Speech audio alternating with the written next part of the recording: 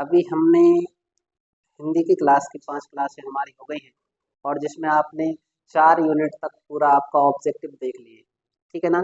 अब ये जो हमारी क्लास है ये लास्ट क्लास ही है, पर इसको आप देखना ना भूलें, क्योंकि आपको पता है इस जो 5th यूनिट है, इस 5th यूनिट में से आपके जो ऑब्जेक्टिव क्वेश्चन है वो कितने आने वाले हैं? 5, यानी 5 नंबर के क्वेश्चन यहीं से आपके आएंगे, ठीक है ना? इसलिए 1 घंटा है का समय है, बस इसको आप ध्यान से देखें और देखना ना भूलें, नहीं तो पता पड़े पेपर में क्वेश्चन आ जाए और हम क्वेश्चन ना लगा पाए, ठीक है ना? चलिए देखिए, अब इसी सेशन को हम आगे बढ़ाते हैं और हमारा जो पहला क्वेश्चन है कि सिल्वर वेल्डिंग पार्ट के लेखक है। क्वेश्चन क्या है अपना कि सिल्वर वेल्डिंग पार्ट के लेखक कौन है? तो आपका पहला ऑप्शन है मनोहर वर्मा, मनोहर श्याम जोशी, श्याम मनोहर जोशी या फणेश्वर नाथ रेणु। क्वेश्चन क्या है अपना कि आपसे पूछा गया सिल्वर वेल्डिंग पार्ट के लेखक कौन है, तो आप बताओगे इसके जो लेखक हैं मनोहर श्याम जोशी। कौन है आपकी? मनोहर श्याम जोशी। नेक्स्ट क्वेश्चन है यशोधर बाबू अपना आदर्श मानते थे अपने साले को, अपनी पत्नी को, भूषण को या कृष्णलता को? तो आपका जो आंसर है यो आपकी यशोधर बाबू अपना आदर्श मानते तो किसको? कृष्णदा को, ठीक है ना? नेक्स्ट क्वेश्चन है यशोधर बाबू मूलतः रहने वाले थे दिल्ली के, आगरा के, कुमायूं के या आगरा के? तो आगरा आगरा 2 बार ऑप्शन आया है, लेकिन आपको याद रखना है ये यशोधर बाबू थे कहाँ के रहने वाले थे? आपके कुमायूं के रहने वाले थे।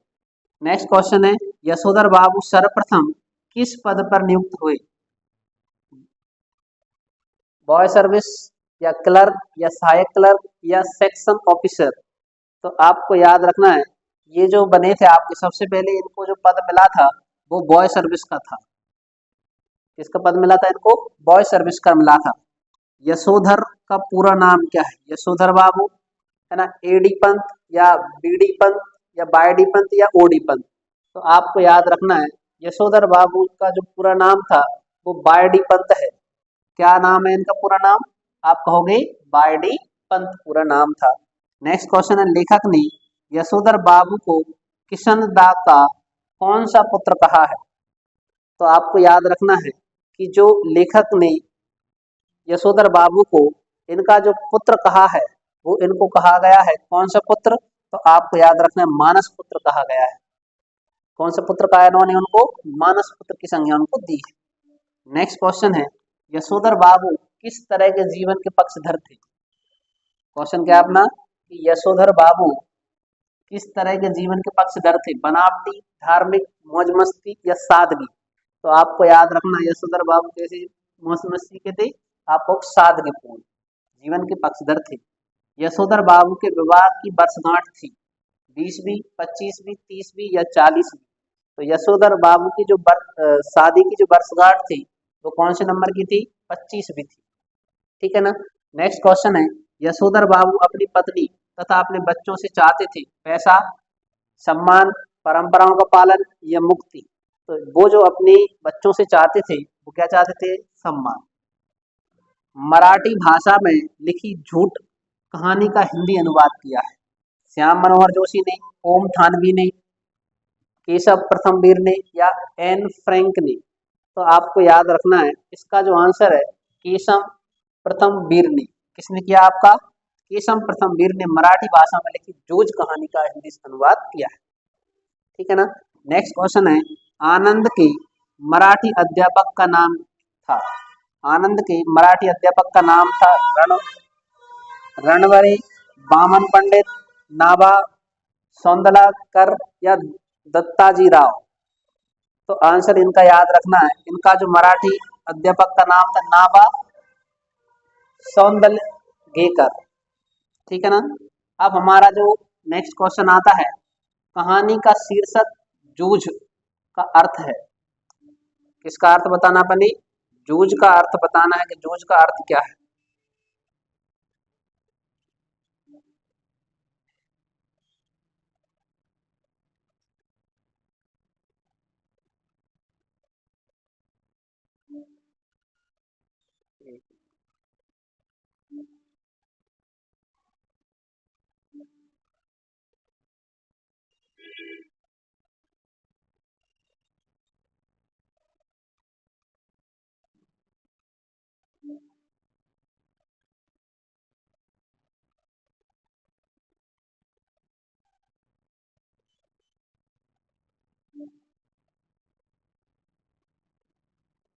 कहानी का शीर्षक जूझ का अर्थ क्या है?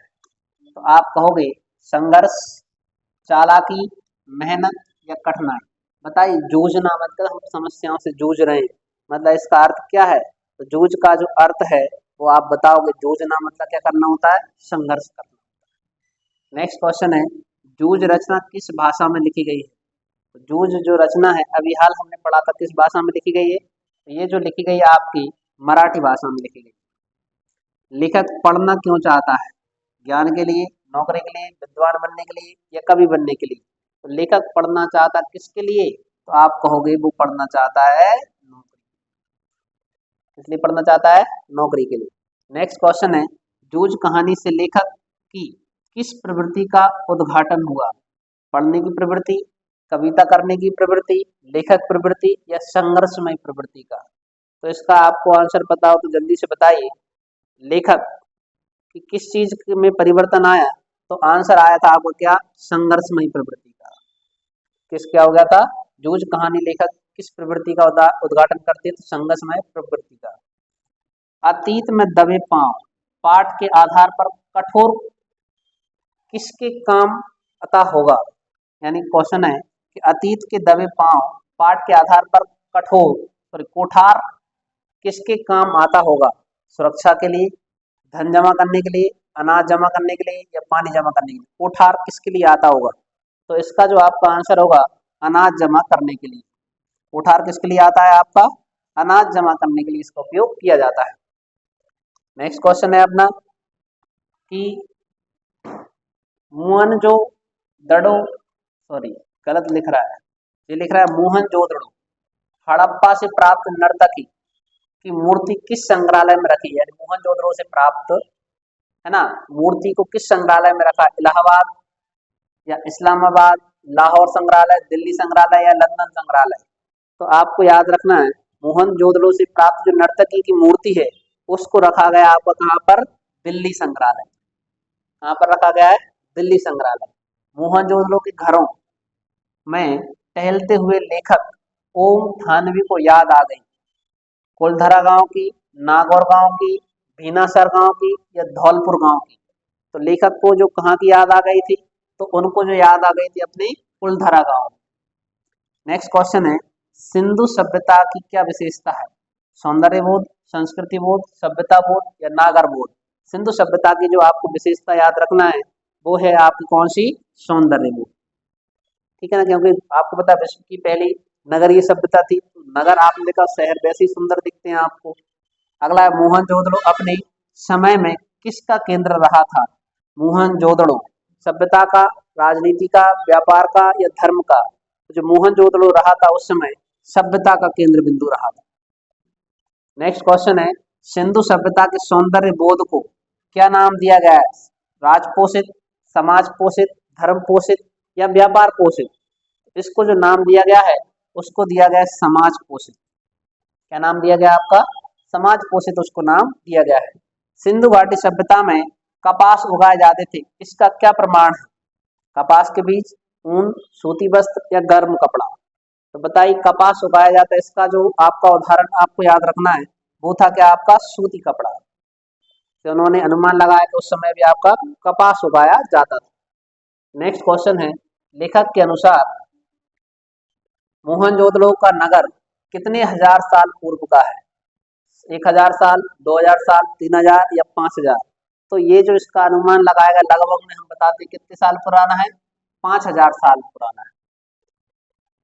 राखल दास बनर्जी मोहनजोदड़ो पर किस वर्ष आए थे? राखल दास बनर्जी ने जो मोहनजोदड़ो की खोज की थी वो कब की थी? 1922 या 23, 24 या 25?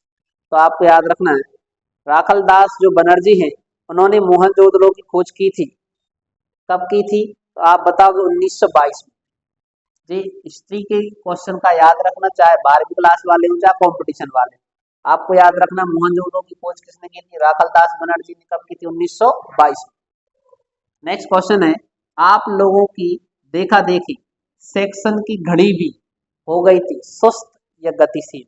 तो आपको याद रखना है वो घड़ी भी हो गई थी कैसी? सुस्त।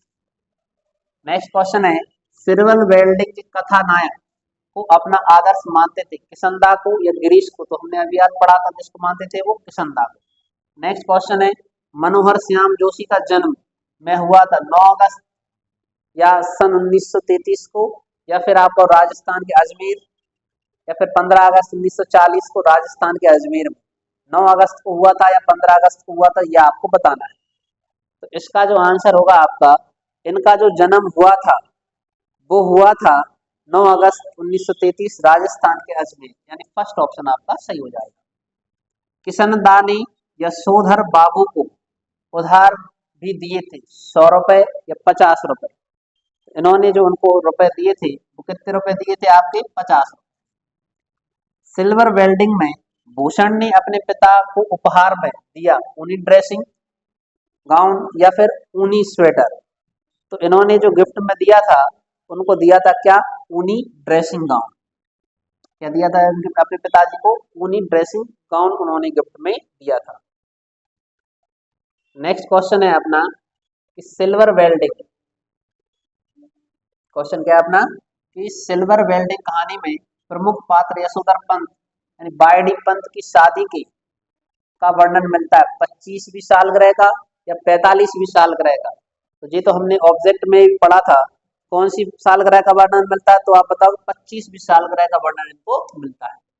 यशोधर बाबू ने दफ्तर से लौटते हुए रोज जाने की रीति अपनाई, बिड़ला मंदिर या साईं मंदिर? तो आप बताओ कि कौन सा मंदिर था? तो उनका आंसर हो जाएगा भैया भी दिल्ली में कौन सा मंदिर है आपका? बिड़ला मंदिर जाते थे। नेक्स्ट क्वेश्चन है, यशोधर बाबू मूल रूप से के रहने वाले थे, गोरखपुर या कुमायूं? तो आपको अभियान हमने पढ़ा था कहाँ के रहने वाले थे? ये जो रहने वाले थे आपके वो कुमायूं के रहने वाले थे। कहाँ के रहने वाले थे? कुमायूं। दिनमान साप्ताहिक हिंदुस्तान पत्रिका के संपादक जोशी जी का निधन को हृदय की गति के रुक जाने के कारण हुआ था 30 मार्च 2006 को या 15 मार्च 2008 को? इनको हार्ट अटैक कब आया था? तो आप कहोगे 30 मार्च 2006 को। कब आ गया था? 30 मार्च 2006 को। यशोधर बाबू का तीसरा बेटा स्कॉलरशिप लेकर चला गया था अमेरिका या इंग्लैंड? कहाँ चला गया था? तो आप बताओगे इनका जो बालक है वो चला गया था अमेरिका। नेक्स्ट क्वेश्चन है, लेखक आनंद यादव की माँ धूप में थाप रही थी कंडे या ईंटें? तो आप ये तो अनुमान भी लगा सकते हैं ना, धूप से ईंट का तो कोई संबंध है नहीं है। आंसर क्या हो जाएगा आपका? कंडे। नेक्स्ट क्वेश्चन है, सौंदर्य सौंदलगेकर भाषा के शिक्षक थे अंग्रेजी या मराठी? तो आंसर हो जाएगा आपका मराठी। आनंद यादव का पूरा नाम था आनंद रतन यादव या अजय रघु यादव? तो बताइए इनका जो पूरा नाम था वो था आनंद रतन यादव। नेक्स्ट क्वेश्चन है, जूझ कहानी लड़ते जूझते किसान मजदूरों की झांकी बताती मिलाप की या संघर्ष की? तो आंसर हो जाएगा संघर्ष की। नेक्स्ट क्वेश्चन है कि जूझ कहानी में लेखक के घर कोल्हू के बाद शुरू होता है दशहरे या दीपावली? कौन से कोल्हू के बाद शुरू होता है? तो कोल्हू का आंसर होगा आपका दीपावली। नेक्स्ट क्वेश्चन है, देसाई के बाड़े का बुलावा दादा के लिए की बात थी सम्मान की या अपमान की? तो देसाई के बाड़े का बुलावा दादा के लिए बात थी किसकी? आप कहोगे ये जो आंसर होगा इसका वो बात थी किसकी? सम्मान की। नेक्स्ट क्वेश्चन है आपका, जूझ कहानी के लेखक अध्यापक की प्रेरणा से कवि बन गए सौंदलनकेकर या आनंद कुमार यादव? तो जूझ का जो आंसर है वो तो हम बार बार जूझ को पढ़ते जा रहे हैं, इसका आंसर होगा क्या आपका? सौंदर्य केकर। नेक्स्ट क्वेश्चन है आपका, जूझ गद्य की विधा के अंतर्गत आती है कहानी या जीवनी? जूझ किसके अंतर्गत आती है आपकी? कहानी है या कौन सा क्वेश्चन था अपना? जी 18 नंबर का क्वेश्चन है अपना कि जूझ गद्य की विधा के अंतर्गत आता कहानी या जीवनी? सोच के जल्दी से आंसर बताइए। तो ये जो आपका है जूझ किसके अंतर्गत आता है? तो ये आता है आपका कहानी के अंतर्गत। मंत्री यानी मास्टर पढ़ाते थे मराठी या गणित? तो आपका जो आंसर होगा वो पढ़ाते थे क्या? आपके गणित। नेक्स्ट क्वेश्चन है, शर्त के अनुसार पाठशाला जाने से पहले आनंदा को सवेरे तक खेत में काम करना पड़ता था, 11 बजे तक या 12 बजे तक। तो आपका आंसर होगा वो क्या हो जाएगा, 11 बजे तक। नेक्स्ट क्वेश्चन है, कहानी जूझ एक की झांकी ग्रामीण किसान की शिक्षा की प्राप्ति के लिए लालायत पुत्र के संघर्ष या फिर एक शिक्षक की शिक्षा प्राप्ति के लिए लालायत पुत्र के संघर्ष। तो कहानी जूझ, तो ये आपको पता है, जूझ जो है वो ग्रामीण किसानों के बारे में बता रही है, उनके बच्चों के संघर्ष के बारे में। आनंदा के कक्षा अध्यापक का नाम था मंत्री या बीपंत। तो आनंदा के जो शिक्षक थे उनका जो नाम था मंत्री था। क्या नाम था, मंत्री, जो उनको क्या पढ़ाते थे, गणित पढ़ाते थे। मोहनजोदड़ो में 25 फुट ऊंचे चबूतरे पर है एक बौद्ध स्तूप या एक मंदिर। तो मोहनजोदड़ो में जो आपको मिला है वहां पर 25 फीट ऊंचा आपको मिला हुआ है क्या, एक बौद्ध स्तूप। क्या मिला है, बौद्ध स्तूप। मोहनजोदड़ो में लगभग कुएं थे 700 या 7000। कितने कुओं का वर्णन मिलता है मोहनजोदड़ो में, आप बताओगे। 700 कुओं का वर्णन मिलता है। कितने कुओं का वर्णन मिलता है, 700। ओम थानवी ने राजस्थान के जयपुर से निकलने वाले पत्रिका समूह के साप्ताहिक पत्र से अपने पत्रकार जीवन की शुरुआत की। इतवारी या मंगलवारी, कौन सी पत्रिका चलती थी, तो बताइए कौन सी पत्रिका चलती थी आपकी, पत्रिका चलती थी इतवारी यानी वीकली, साप्ताहिक यानी रविवार समय चलती है ना। मोहनजोदड़ो की वास्तुकला की तुलना नगर के साथ की गई, चंडीगढ़ या बीकानेर, किस नगर के साथ की गई है, तो आपका जो आंसर होगा वो चंडीगढ़ नगर के साथ की गई। किसके साथ की गई, आपकी चंडीगढ़ के साथ। तो देखिए जी आपके खाली स्थान हो गए हैं। अब आती हैं आपकी क्या, जोड़ियां। तो देखिए इनको मिलाते हैं हम सही जोड़ियों को।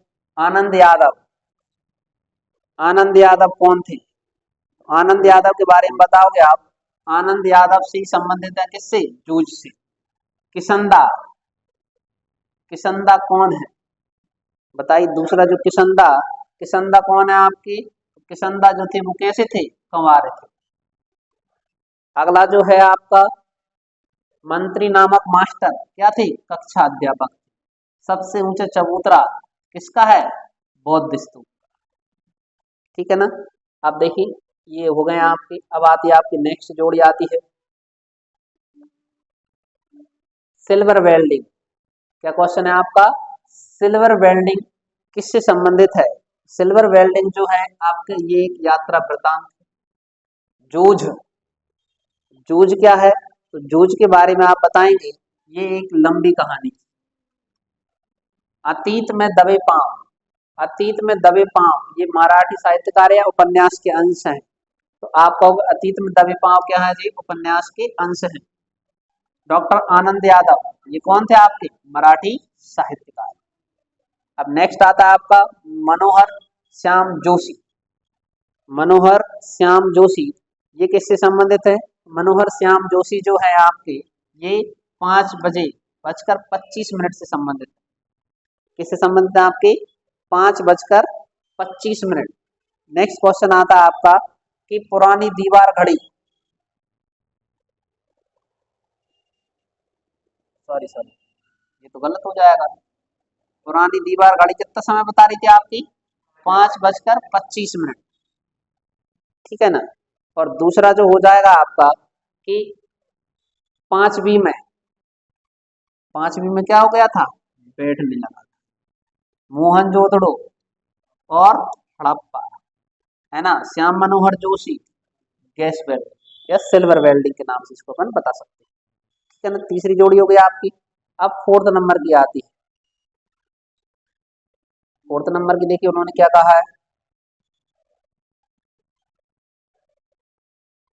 सिंधु घाटी सभ्यता, अपन मिला के देखते हैं। मिलकर लाओ, पकाओ खाओ या खेतीहर और पशुपालक, शरीर से दुबला पतला। ओम थानवी, सिंधु घाटी सभ्यता, सिंधु घाटी सभ्यता बताती है आपको क्या, खेतीहर और पशुपालक। सिंधु घाटी सभ्यता क्या बताती है आपकी, खेतीहर और पशुपालन। एक तो जे हो गया आपका, ठीक है ना। कौन से फोर्थ का कौन सा हो जाएगा, जे हो गया आपका, फोर्थ का खा हो जाएगा। अब अगला देखिए, अगला जो आता है आपका पहला कौन सा है, ओम थानवी।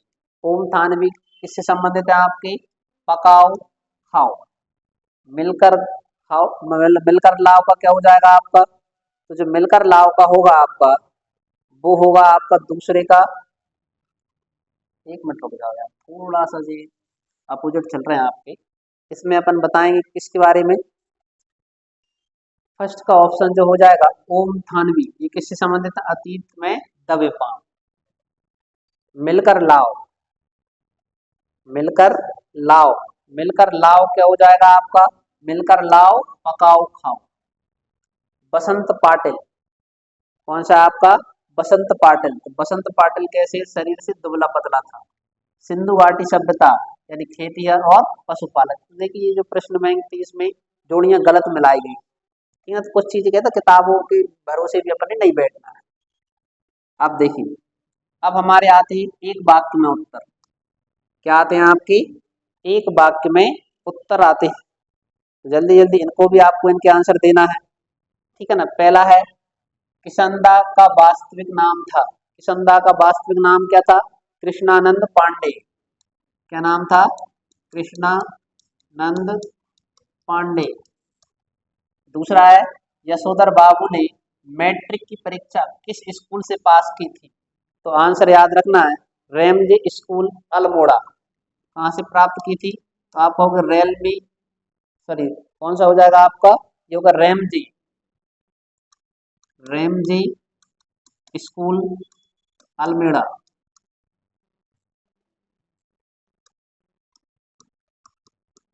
अगला क्वेश्चन है, रोजी रोटी की तलाश में आए यशोधर पंत को किसने शरण दी थी, किसने शरण दी थी, तो आपका आंसर हो जाएगा क्या, किशनदा। अगला है यशोधर बाबू अपनी पत्नी तथा बच्चों से क्या चाहते थे, तो आपको याद होना चाहिए क्या चाहते थे वो, सम्मान। किशनदा यशोधर को क्या कहकर बुलाते थे, तो जी इनको क्या कहकर बुलाते थे, भाऊ कहकर बुलाते थे। क्या कहकर बुलाते थे, तो आप कहोगे इनको भाऊ कहकर बुलाते थे। अगला है जूझ उपन्यास के हिंदी अनुवादक का नाम बताइए। जूझ उपन्यास के जो हिंदी अनुवादक थे उनका नाम था केशव प्रथम वीर। क्या नाम था इनका, केशव प्रथम वीर। क्या नाम था, केशव प्रथम वीर। नेक्स्ट क्वेश्चन है अपना कि आनंद यादव का मन किस बात के लिए तड़पता था। आनंद यादव का जो मन है वो किसके लिए तड़पता था, तो आंसर हो जाएगा पाठशाला जाने के लिए, पाठशाला जाने के लिए। नेक्स्ट क्वेश्चन है, लेखक आनंद यादव और उसकी माँ किसके पास गए थे, तो आपको याद रखना है दत्ताजी राव सरकार के पास, दत्ताजी राव सरकार। नेक्स्ट क्वेश्चन है, पाठशाला जाने की बात लेखक ने सबसे पहले किससे की। पाठशाला जाने की जो बात है लेखक ने सबसे पहले किससे की थी, पाठशाला जाने की बात लेखक ने सबसे पहले किससे की, तो इसका जो आंसर हो जाएगा आपका, उन्होंने जी बात की थी किससे, माँ से की थी। पाठशाला जाने की बात उन्होंने सबसे पहले किससे की थी, अपनी माँ से की थी। नेक्स्ट क्वेश्चन है, मंत्री मास्टर लेखक को क्या कहकर पुकारते थे। मंत्री मास्टर लेखक को क्या कहकर पुकारते थे, तो आंसर कहते थे आनंदा। क्या कहते क्या पुकारते थे वो, आनंदा के नाम से बुलाते थे। जूझ कहानी मुख्य लेखक किस प्रवृत्ति को उजागर करती है, तो बताइए किस प्रवृत्ति को उजागर करती है। जूझ जो कहानी है वो उजागर करती है आपकी, वो उजागर करती है किसको, संघर्ष को। किसको उजागर करती है वो, संघर्ष को उजागर करती है। नेक्स्ट क्वेश्चन है, ईख से गुड़ ज्यादा निकले इसलिए गांव के अन्य किसान क्या करते थे, तो वो क्या करते थे, ईख को देर तक खेत में खड़े रहने देते थे। क्या करते थे, तो वो ईख को देर तक खेत में खड़े रहने देते थे। नेक्स्ट क्वेश्चन है आपका, कागज और पेंसिल न होने पर लेखक कविता कैसे लिखते थे? बताइए, कागज और पेंसिल ना होने पर वो क्या करते थे? तो भाई लकड़ी के छोटे टुकड़े से भैंस की पीठ पर या पत्थर की शिला पर कंकड़ से लिखते थे। तो याद रखना, इसका आंसर लिखने तो आप ऐसे याद रखिए। तो लेखक क्या करते थे? वो क्या करते थे? लकड़ी के छोटे टुकड़े से भैंस की पीठ पर लिखते थे या फिर पत्थर की शिला पर कंकड़ से लिखते थे। ठीक है ना। नेक्स्ट क्वेश्चन है, सिंधु घाटी सभ्यता की ईंटों की बनावट किस अनुपात में थी? जी वेरी इंपोर्टेंट क्वेश्चन, याद रखना, कंपटीशन में पूछा जाता है। उनकी जो ईंटों का अनुपात था वो 1:2:4 के अनुपात में था। क्या अनुपात था? 1:2:4। नेक्स्ट क्वेश्चन है, मोहनजोदड़ो के वास्तुकार की तुलना किस नगर से की गई है? तो हमने अभी ऊपर ही पढ़ा था, किस नगर से की है? यही क्वेश्चन है क्या आपका? सॉरी, अपन ज्यादा आगे आ गए। बनावट बता दी। सिंधु सभ्यता की खुदाई से प्राप्त गेहूं का रंग कैसा था? तो गेहूं का रंग कैसा था? काला। सिंधु घाटी सभ्यता की खुदाई से प्राप्त नर्तकी की मूर्ति अब किस संग्रहालय में है? तो आपको बता ही दिया था, दिल्ली संग्रहालय में है ना। मोहनजोदड़ो के वास्तुकला की तुलना किस नगर से की गई है? तो आपको बताइए किस नगर से की गई है? तो आंसर हो जाएगा आपको किससे? चंडीगढ़ से की गई। किससे की गई है आपकी? चंडीगढ़ से। अगला क्वेश्चन है, सिंधु घाटी सभ्यता में कौन से फल उगाए जाते थे? तो सबसे ज्यादा जो फल उगाए जाते थे उनका नाम आपको याद रखना है, खजूर और अंगूर। खजूर और अंगूर। अगला क्वेश्चन देखिए आप, मोहनजोदड़ो नगर कितने हजारों साल पुराना था? तो ये तो हम पहले ही पढ़ चुके हैं। कितने साल पुराना था? तो आपको पता है, कितना बता दिया था हमने, 5000 साल पुराना था। मोहनजोदड़ो से प्राप्त महाकुंड की लंबाई, चौड़ाई व गहराई कितनी थी? तो महाकुंड की लंबाई थी 40। लंबाई याद रखी कितनी थी आपकी? 40। जो इसकी चौड़ाई थी, यानी वेड्थ थी इसकी, इसकी जो चौड़ाई थी वो कितनी थी आपकी? लंबाई थी 40 फुट, चौड़ाई थी 25 फुट, और इसकी जो गहराई थी 7 फुट। यानी ऐसे इसको अपन दर्शा देंगे, कितनी थी गहराई इसकी? 7 फुट। 40, 25, 7 के रेशो में। अजायब घर में तैनात व्यक्ति का क्या नाम था? अजायब घर में तैनात जो व्यक्ति था उसका नाम था, बताइए क्या नाम था इसका? अजायब घर में तैनात व्यक्ति का क्या नाम था? तो उसका नाम था अलीन बाज। क्या नाम था? अलीन बाज। और एक और क्वेश्चन है, क्या मोहनजोदड़ो की गलियां तथा घरों को देखकर लेखक को किस प्रदेश का ख्याल आता है? तो राजस्थान का ख्याल। किसका ख्याल आता है? राजस्थान। ठीक है। अब देखिए, अब हमारा जो टॉपिक है वो कौन सा आता है आपका? सत्य सत्य। तो जल्दी जल्दी से हम इसके सत्य सत्य भी सॉल्व करते हैं। ठीक है ना। तो देखिए आप, क्या आ गए अब आपकी? सत्य सत्य आ गए हैं। पहला क्वेश्चन है कि यह घड़ी मुझे शादी में मिली थी, हम पुरानी चाल के हमारी घड़ी पुरानी चाल की, अरे यही बहुत है कि अब तक राइट टाइम चल रही। मतलब उसने कहा यह घड़ी मुझे शादी में मिली थी, हम पुरानी चाल की, हमारी घड़ी भी पुरानी चाल की, लेकिन ये घड़ी सही है। कभी वो कैसे समय बता रही है? सही समय बता रही है। कैसा सत्य है? सत्य है। लेखक मनोहर जोशी ने यशोधर बाबू को किशनदा का मानस पुत्र कहा है, सत्य है या असत्य है? तो ये भी सत्य है। अगला क्वेश्चन है, सिल्वर वेल्डिंग यह उत्सव विवाह के 25 वर्ष होने के बाद मनाया गया था, सत्य है। ठीक है ना। अगला क्वेश्चन देखिए आप, यशोधर बाबू को बेटे भूषण की सब्जी लेने जाया करें वाली बात क्या हो गई थी? चुभ गई थी। सत्य है या असत्य है? तो ये कैसा है? बात असत्य। यशोधर बाबू की शादी 6 फरवरी 1957 को हुई थी, सत्य है या असत्य है? तो ये आपका आंसर होगा असत्य है।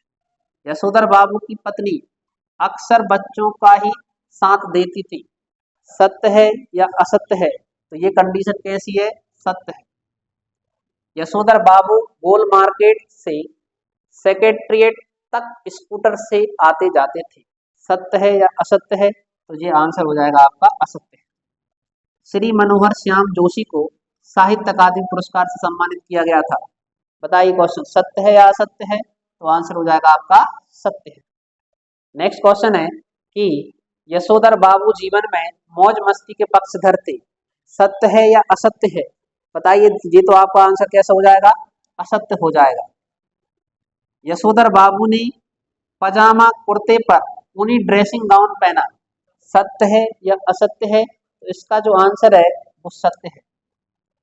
मनोहर श्याम जोशी ने हम लोग, बुनियाद, मुंगेरीलाल के हसीन सपने, हमराही एवं जमीन आसमान जैसे धारावाहिक लिखे, सत्य है या असत्य है? तो इस सेंटेंस को आप अच्छे से पढ़ें और इसका जो आंसर है वो कैसा है? सत्य है। जूझ कहानी गोदान उपन्यास का अंश है, सत्य है या असत्य है? तो इसका जो आंसर है वो कैसा हो जाएगा जी? असत्य। नेक्स्ट क्वेश्चन है, मंत्री नामक मास्टर प्राय छड़ी का प्रयोग नहीं करते थे, मैथ पढ़ाते थे, सही है कि गलत है? तो भैया जी सही बात है। किसका उपयोग करते थे? छड़ी का उपयोग नहीं करते थे। लेखक आनंद यादव ने कक्षा 5वीं में दाखिला लिया, सत्य है या असत्य है? सोच लीजिए आप, इसका आंसर सत्य का सत्य है तो इनका आंसर हो जाएगा सत्य है। मैंने कौन सी क्लास में एडमिशन लिया था? 5वीं क्लास में। अगला क्वेश्चन है आपका, सौंदर गेकर, सौंदल गेकर, सौंदर गेलकर मास्टर कविता बहुत ही अच्छे ढंग से पढ़ाते थे, सत्य है या असत्य है? तो इसका जो आंसर हो जाएगा वो सत्य है। नेक्स्ट क्वेश्चन है, लेखक ने पढ़ाई के लिए सबसे पहले अपनी माँ से बात की, तो ये सत्य है। कविता के साथ खेलते हुए लेखक आनंद को 2 बड़ी शक्तियां प्राप्त हुई, सत्य है या असत्य है? कितनी शक्तियां हुई? 2 प्राप्त हुई, तो ये आंसर सत्य है। लेखक के पिता का नाम रत्नप्पा था, सत्य है या असत्य है? क्या लेखक के पिता का नाम रत्नप्पा था? तो आंसर हो जाएगा जी सत्य है। कभी भी अपने जैसा ही एक हाड़ मांस का, क्रोध लोभ का एक मनुष्य ही होता है, सत्य है या असत्य है? तो ये आंसर कैसा होगा आपका? सत्य है। मोहनजोदड़ो की गलियां तथा घरों को देखकर लेखक को राजस्थान का ख्याल आया था, सत्य बात है। सिंधु घाटी सभ्यता मुख्यतः खेतीहर पशुपालक सभ्यता थी, सत्य बात है ना। अगला क्वेश्चन देखिए आप कि सिंधु घाटी सभ्यता में संतरे अमरूद फल उगाए जाते थे, तो ये तो गलत है। हमने अभी पढ़ा था कौन से फल उगाए जाते थे? अंगूर और खजूर। नेक्स्ट क्वेश्चन है, सिंधु घाटी सभ्यता में पत्थर और तांबे का प्रयोग नहीं होता था, सत्य है या असत्य? तुम्हें पता पत्थर से तो काम ही चलता था, ये तो गलत हो गया। मिस्र और सुमेर में चमक और लकड़ी के उपकरण इस्तेमाल होते थे, मिस्र यानी मेसोपोटामिया की सभ्यता और सुमेरियन सभ्यता। क्वेश्चन है 24वां, सत्य है या असत्य है? तो आंसर हो जाएगा आपका सत्य होगा। नेक्स्ट क्वेश्चन है, मोहनजोदड़ो में सूत की कताई बुनाई के साथ रंगाई भी होती थी, सत्य है या असत्य है? तो इसका जो आंसर हो जाएगा वो सत्य है। और नेक्स्ट क्वेश्चन है अपना इसी में, सिंधु सभ्यता में मनुष्य सड़क के दोनों ओर यानी सिंधु सभ्यता में मुख्य सड़क के दोनों ओर खुली हुई नालियां समांतर दिखाई पड़ती थी, सत्य है या असत्य है? तो इसका जो आंसर है वो हो जाएगा असत्य। ठीक है ना। आगे देखिए, तो ये हमारी 5th यूनिट कैसी हो गई आपकी? पूरी हो गई है। और इसी में हमारा एक जो लास्ट टॉपिक बचता है वो कौन सी यूनिट आती है आपकी? 6 यूनिट आती है। कौन सी यूनिट आती है आपकी? 6 यूनिट आती है। और इस यूनिट से आपके 5 नंबर फिर आएंगे। आप कितने नंबर आ जाएंगे? 5 नंबर आना है। तो बच्चों जल्दी से ध्यान से पढ़ना है इसको, और हम आज इसी क्लास में पूरी कर देते, तो आप ये दोनों क्लासें देखना ना भूलें। चलिए देखिए,